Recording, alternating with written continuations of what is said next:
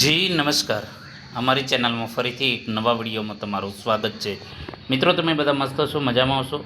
મિત્રો, GSRTC conductor માટે આપણે મોડલ પેપર સોલ્યુશન કરાવીશું। અગાઉ એક મોડલ પેપર કરાવ્યું છે, નેક્સ્ટ મોડલ પેપર 2। મિત્રો, જે પ્રમાણે જીએસઆરટીસી હેલ્પરમાં સાથ સપોર્ટ મળ્યો છે એ રીતે તમારો સાથ સપોર્ટ ઓછો મળે છે। તો મિત્રો, તમને પણ નમ્ર વિનંતી છે કે જે તમારા સિલેબસ પ્રમાણે ડેલી બેઝ પર વિડીયો આવશે પ્લસ મોડલ પેપર એ પણ તમને પીડીએફ ફ્રીમાં મળશે। તો જો તમારો સાથ સપોર્ટ સારો હશે તો આપણે ડેલી બેઝ પર વિડીયો સિલેબસ પ્રમાણે જે તમારો સિલેબસ છે પ્લસ મોડલ પેપર પણ બનાવીશું, વધુમાં વધુ મોડલ પેપર બનાવીશું, જેથી કરીને આવનારી એક્ઝામમાં તમને ખૂબ જ ફાયદો થશે। તો ચાલો મિત્રો, સમય ન બગાડતા આપણે મોડલ પેપર 2 પ્રેક્ટિસ માટેના જે પેપર છે, જેમાં સામાન્ય જ્ઞાન, ઇતિહાસ, ભૂગોળ, વર્તમાન પ્રવાહ જે 20 ગુણના છે। તો ગુજરાતનું રાજ્ય ગીત કયું છે? તો ગુજરાતનું જે રાજ્ય ગીત છે જય જય ગરવી ગુજરાત। ગુજરાતનો સૌથી લાંબો દરિયા કિનારો કયા જિલ્લામાં છે? તો કચ્છમાં। એના પછી વાત કરીશું સરદાર પટેલનું જન્મસ્થળ ક્યાં છે? તો નડિયાદ। નડિયાદ તેમનું મોસાળ એટલે કે જન્મસ્થળ, જ્યારે એમનું વતન કર્મસદ છે। ભારતનું રાષ્ટ્રીય ફૂલ કયું છે? તો ભારતનું રાષ્ટ્રીય ફૂલ કમળ છે। ગાંધીજીનો જન્મ કયા શહેરમાં થયો હતો? તો પોરબંદર। ગુજરાતમાં સૌથી લાંબી નદી કઈ? તો નર્મદા। સૌથી લાંબી નદી નર્મદા। જો નોંધ, ગુજરાતમાં સંપૂર્ણપણે વહેતી સૌથી લાંબી નદી સાબરમતી છે, પરંતુ મોટી જે કહીએ તો એ નર્મદા ગણાય છે। એના પછી ભારતનું રાષ્ટ્રીય ગીત કયું છે? તો ભારતનું રાષ્ટ્રીય ગીત છે વંદે માતરમ, જ્યારે રાષ્ટ્રીય ગાન છે જન ગણ મન। ગુજરાત હાઈકોર્ટ ક્યાં આવેલી છે?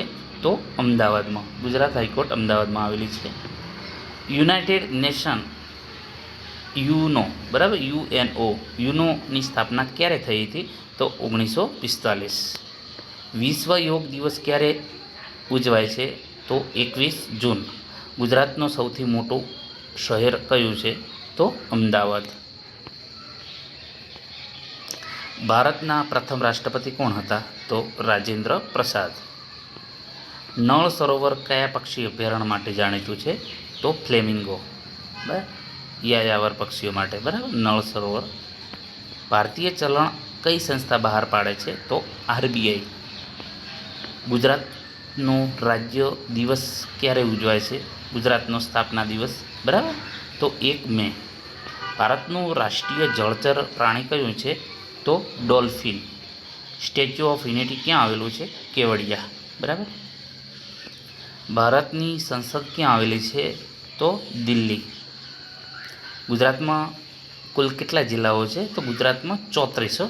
અહીં મિસ્ટેક થઈ છે, પ્રિન્ટ મિસ્ટેક છે, 34। હવે નવો વાવથરાજ એડ થયો છે એટલે 34, બરાબર। સત્યમેવ જયતે ક્યાંથી લેવામાં આવ્યું છે? તો ઉપનિષદમાંથી। ઓપ્શન બી સાચો જવાબ છે। હવે પ્રશ્ન છે રોડ સેફટી માટેના 10 ગુણના। ઓવરટેક કઈ બાજુથી કરવું? તો ઓવરટેક જે છે જમણી બાજુથી। એના પછી વાત કરીશું હોર્ન ક્યાં વગાડવું નહીં? હોર્ન ક્યાં વગાડવું નહીં? તો શાળા નજીક, હોસ્પિટલ નજીક હોર્ન વગાડવું જોઈએ નહીં। ઓપ્શન બી સાચો જવાબ છે। સીટ બેલ્ટ કોના માટે ફરજિયાત છે? તો કે આગળની સીટ પર બેઠેલા માટે અને બીજો ડ્રાઈવર માટે, બરાબર। ઓપ્શન ડી સાચો જવાબ, એ અને સી બંને સાચા જવાબ છે।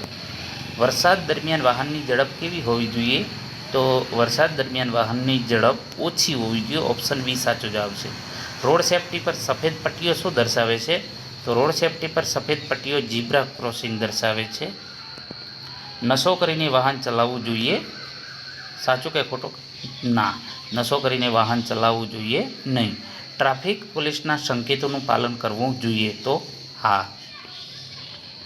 રાત્રે વાહન ચલાવતી વખતે શું ચાલુ રાખવું? તો હેડલાઇટ। વાહન પાર્ક કરતી વખતે શું કરવું? તો હેન્ડ બ્રેક લગાવવી ફરજિયાત।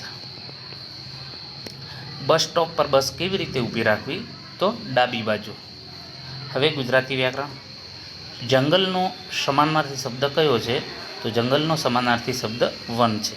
રાત્રિનો પર્યાયવાચી શબ્દ કયો છે? તો નિશા. આ ખાડા કાન કરવા એટલે શું છે?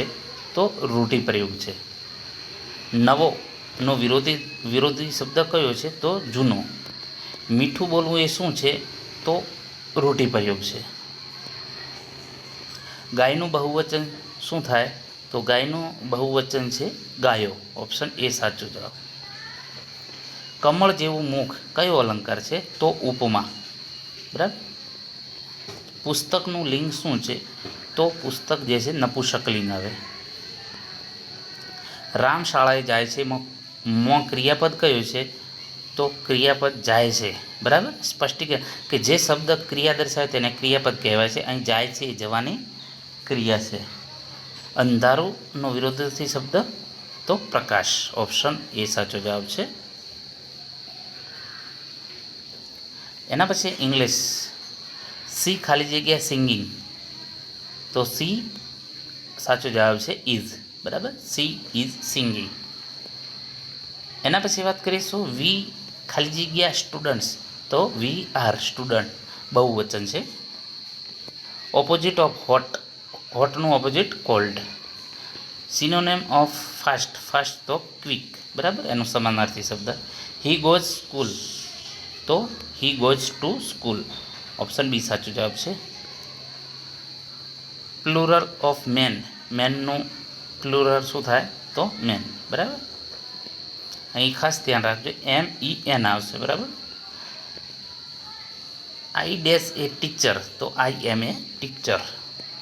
Sunrise in the east. તો ધ સનરાઈઝ ઇન ઈસ્ટ. એના પછી એન્ટીનમી ઓફ ગુડ. તો ગુડ તો બેડ. બરાબર. વિરોધાર્થી. ધે ખાલી જગ્યા ફૂટબોલ યસ્ટરડે. તો પ્લેડ. ઓપ્શન બી સાચો જવાબ છે પ્લેડ. તો મિત્રો આ જે છે આવનારી પરીક્ષામાં મોસ્ટ IMP પ્રશ્નો 50 ભાગ 1. નેક્સ્ટ આપણે ભાગ 2 વિશે ચર્ચા કરીશું. તો મિત્રો આ વિડીયો વધુમાં વધુ મિત્રોને શેર કરજો જે કંડક્ટરની તૈયારી કરી રહ્યા છે. અને જો ચેનલમાં નવા હોય તો ચેનલ સબસ્ક્રાઈબ પણ કરી લેજો અને બીજા મિત્રોને પણ વધુમાં વધુ શેર કરજો.